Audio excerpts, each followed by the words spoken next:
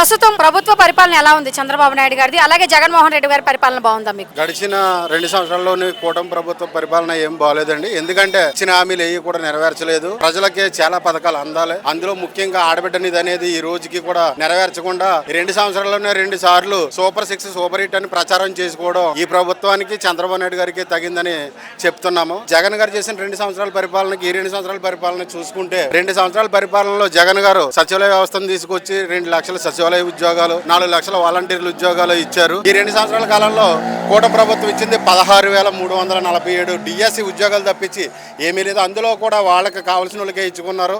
దాని గురించి కూడా మేము 6, 7, 8 తారీఖుల్లో నిరసనలో మళ్ళీ రిలే నిరాదీక్షలో చేస్తున్నాము. నియోజకవర్గాల వారీగా చెప్తున్నాం.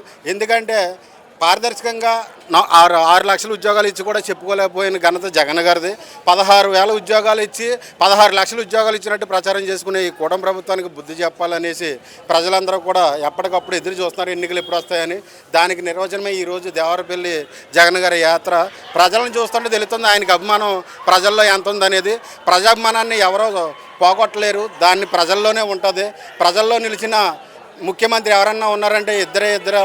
అప్పట్లో రాజశేఖర రెడ్డి గారు, ఇప్పుడు జగన్ గారు అని ఈ ప్రజా పరిపాలన యాత్రలో తెలుస్తుందనేసి సగర్వంగా చెప్పడానికి ఒక వైఎస్ఆర్ అభిమానిగా నేను చాలా సంతోషిస్తున్నాను. మెగా డిఎస్సి సక్సెస్ఫుల్ చేసాం. విద్యాశాఖ మంత్రి లోకేష్ గారు రీసెంట్గా మరి జగన్మోహన్ రెడ్డి గారికి సవాల్ విసిరారు కదా, చర్చకు సిద్ధమా అని.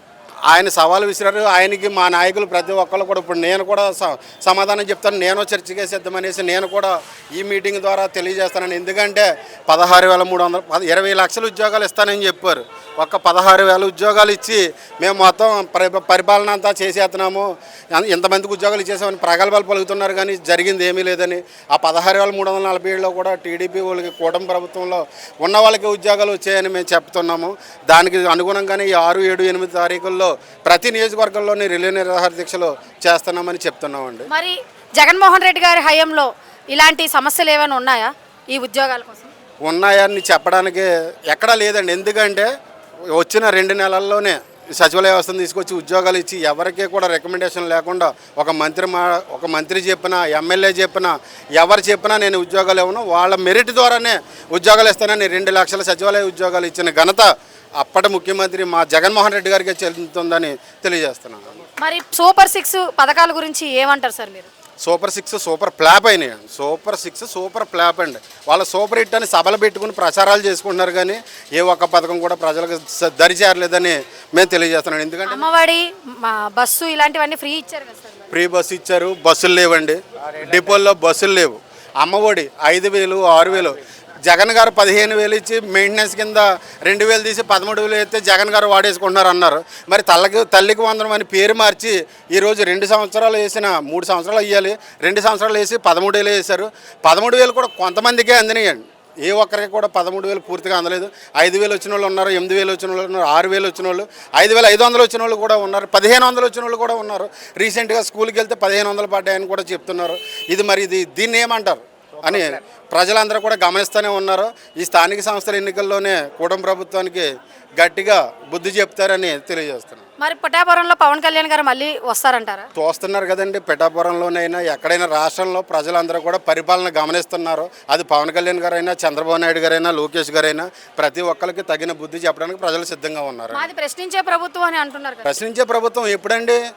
విద్యార్థులను కొడితే ప్రశ్నించరు, కేసులు ఎడితే ప్రశ్నించరు. ప్రధాని మోడీ గారిని తిడితే మాత్రం ఈయన వచ్చి కన్నీళ్లు పెడతారు జనాన్ని చూసేసేసి. ఎందుకంటే జనమందరం ఉన్నారు. ఈ మీటింగ్లో నేను మోడీ గారి గురించి గొప్పగా మాట్లాడితేనే నాకు నెక్స్ట్ అన్న కూటమి ఉంటుంది, లేకపోతే ఉండదనేసి. ఎందుకంటే వైజాగ్లో స్టీల్ ప్లాంట్ ప్రైవేటీకరణ వద్దని అదే బహిరంగ సభలో జగన్మోహన్ రెడ్డి గారు చెప్పడం జరిగింది.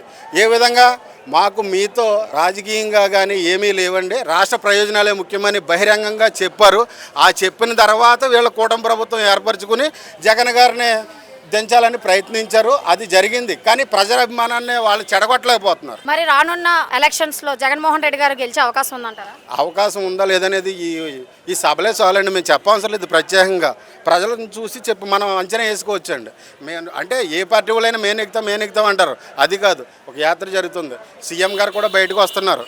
ఆయన వచ్చినప్పుడు జనం ఎలాగుంటున్నారో, ఈ రోజు జనం ఎలాగున్నారో చూస్తే అది విజయం ఎవరికి ఉందనేది ప్రజలే. మరి జగన్మోహన్ రెడ్డి గారి పరిపాలన రౌడీ పరిపాలన, రాజకీయ అరాచక పరిపాలన అంటున్నారు కదా.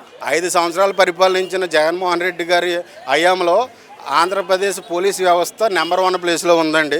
2 సంవత్సరాలు పరిపాలన చేసిన మన కూటమి ప్రభుత్వంలో ఆంధ్రప్రదేశ్లో పోలీస్ వ్యవస్థ దేశంలోనే 26వ స్థానంలో ఉందనేసి చెప్పి, దీన్ని బట్టి ఎవరు హయాంలో ఎక్కువ మటలు జరిగినాయి, అరాచక పాలన ఎవరు చేస్తున్నారన్న దానికి పోలీస్ గణాంకాలు కేంద్రమే ఇచ్చింది. ఇది మళ్ళీ ప్రత్యేకంగా ఎవరో మేము ఒక్కళ్ళని చెప్పేది కాదు, కేంద్ర నివేదికలో తెలిసిందండి.